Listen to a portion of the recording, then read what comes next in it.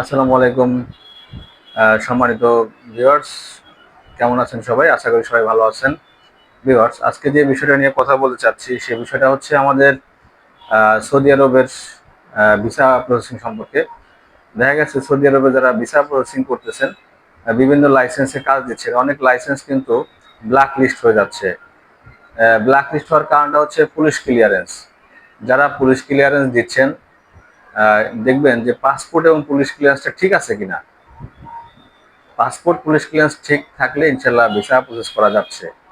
তো যদি পাসপোর্ট এবং পুলিশ ক্লিয়ারেন্স ঠিক না থাকে তাহলে ভিসা প্রসেসিং করার সমস্যা হচ্ছে। অনেকগুলো লাইসেন্স ব্ল্যাক লিস্ট হয়ে যাচ্ছে শুধু এই সেম প্রবলেমের কারণে।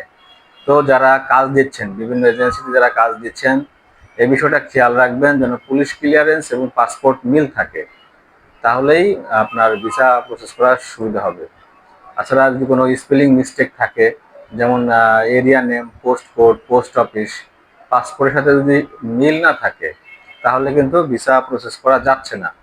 এখন খুব প্রবলেম হচ্ছে, তো এই বিষয়গুলো খেয়াল রাখবেন। ভিউয়ার্স, একটা বিষয়ে সবসময় আমি জানাই, আমাদের কাছে কিন্তু ওমরা প্যাকেজ আছে হজের পরে। জুলাইয়ের শেষ দিকে ইনশাল্লাহ আমরা ওমরা প্যাকেজ নির্ধারণ করেছি, জুলাইয়ের শেষ সপ্তাহে অথবা আগস্টের প্রথম সপ্তাহে। আমাদের উমরা প্যাকেজ সবচেয়ে কম খরচে পাবেন এবং ভালো মানের সেবা পাবেন। আর যারা 26-27 হজে যেতে চাচ্ছেন তারা চাইলে এখনই নিবন্ধন করতে পারেন, আমাদের প্রাক নিবন্ধন চলছে। আমাদের মাধ্যমে গেলে অনেক কম খরচ যেতে পারবেন, তুলনামূলকভাবে অনেক কম খরচ এবং ভালো মানের সেবা ইনশাল্লাহ ফরিদপুর ট্রাভেলস থেকে পাবেন। তো সবাই ফরিদপুর ট্রাভেলসের জন্য দোয়া করবেন, ফরিদপুর ট্রাভেলসের পাশে থাকবেন এই কামনা করছি। ভিউয়ার্স, আরেকটা তথ্য আপনাদেরকে জানাই। কালকে এক ভাই দুবাই থেকে বলতেছিলেন দুবাইয়ের ভিসা সম্পর্কে। দুবাইতে যারা মহিলা, যারা ওয়ার্কার, তাদের ভিসা কিন্তু ওপেন হচ্ছে। এখনো পুরুষেরটা ক্লিয়ারলি ওপেন হয় নাই, মহিলারটা শুনলাম ওপেন হয়েছে। আর অনেকে আমাদেরকে প্রশ্ন করতেছেন দুবাইয়ের ভিজিট ভিসা সম্পর্কে। দুবাইয়ের ভিজিট ভিসা দুইটা ক্যাটাগরিতে পাওয়া যাচ্ছে।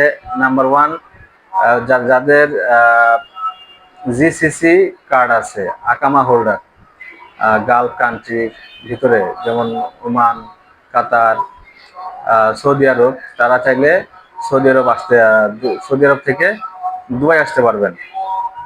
আর একটা বিষয় হচ্ছে, আর এক ক্যাটাগরি হচ্ছে যাদের বেশ কিছু দেশ ট্রাভেল করা আছে, যারা বেশ কিছু দেশ ঘোরা আছে, তারা চাইলে ভিসা করতে পারবেন, ট্যুরিস্ট ভিসা।